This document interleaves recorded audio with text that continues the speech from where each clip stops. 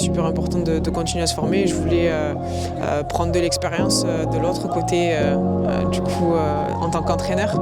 Et c'est pourquoi j'ai choisi de passer le BEF pour justement continuer à me former et voir l'autre facette.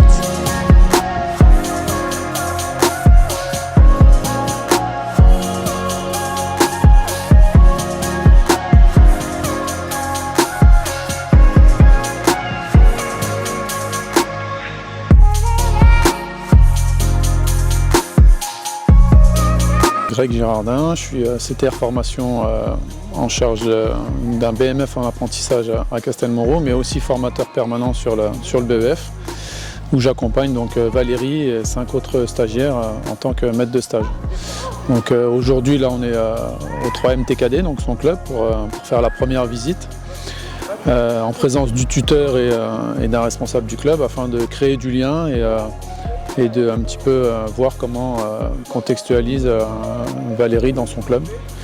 Elle va pouvoir effectuer une séance et elle va être évaluée par son tuteur qui sera présent, donc il lui fera un briefing en amont de séance et un débriefing après.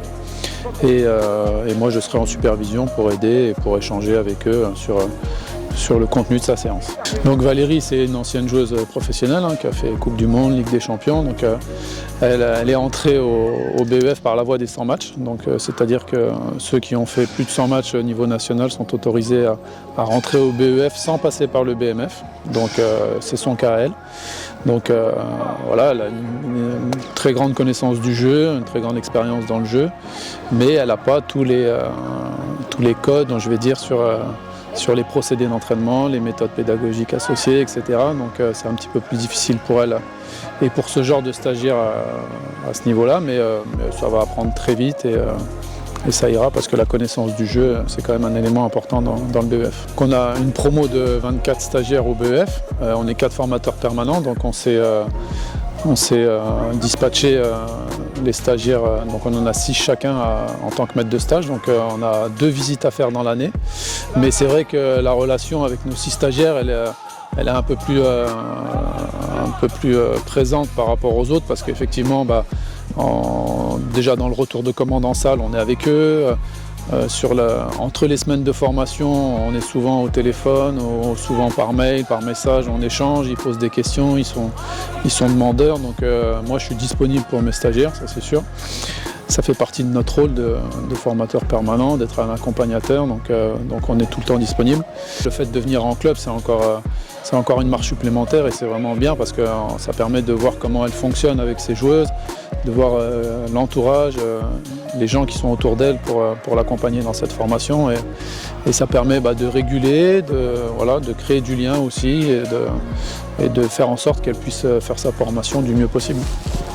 Par rapport à ma carrière, je suis très fière de ce que j'ai pu vivre, de vivre des expériences à l'étranger, d'autres visions, d'autres cultures. C'était super intéressant. C'est complètement différent de la France, que ce soit en Angleterre ou aux États-Unis, qui est 2 pôles différents. Il faut toujours préparer l'après-carrière. Donc moi j'ai déjà commencé depuis après mon bac.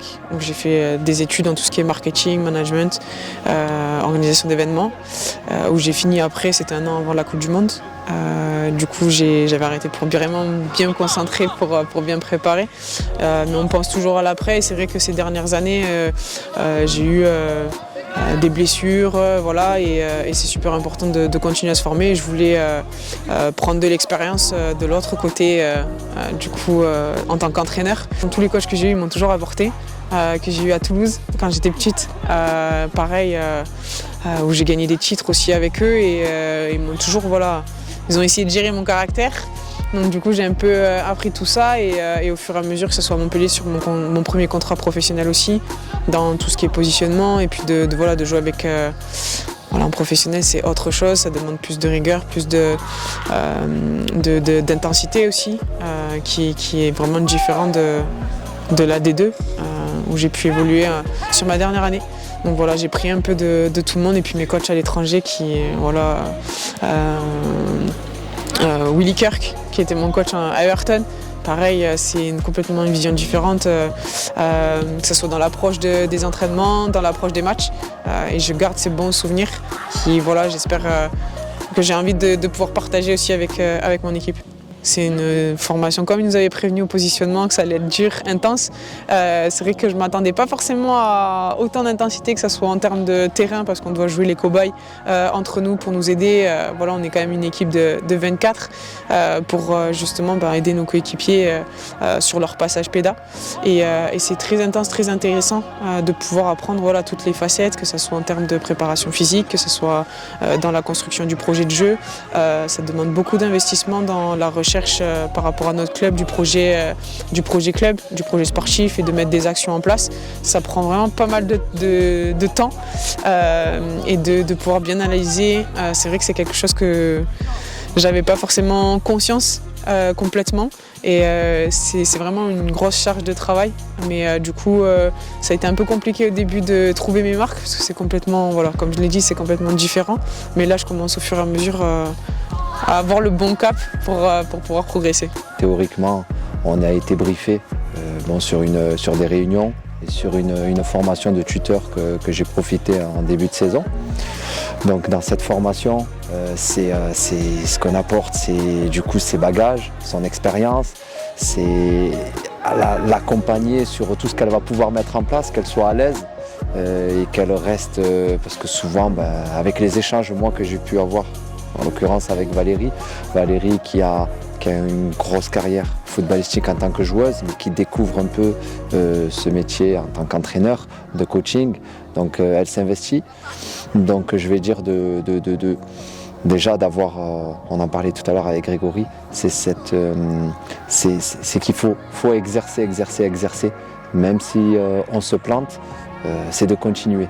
Pourquoi je parle de ça? Parce que Valérie a été un peu mon ressenti, un petit peu ce perfectionnement et peut-être un peu elle se met une exigence assez haute et d'être à l'aise sur ça et de rester, voilà, qu'elle va apporter ce qu'elle a apporté et avec, voilà, je sais qu'avec le contenu qu'elle apprend en fait, elle a la formation et tous ces échanges, et libre à elle de pouvoir mettre ça en place et puis on échange beaucoup de manière naturelle, posée, passionnément et dans la passion en fait de partager un petit peu de choses de foot.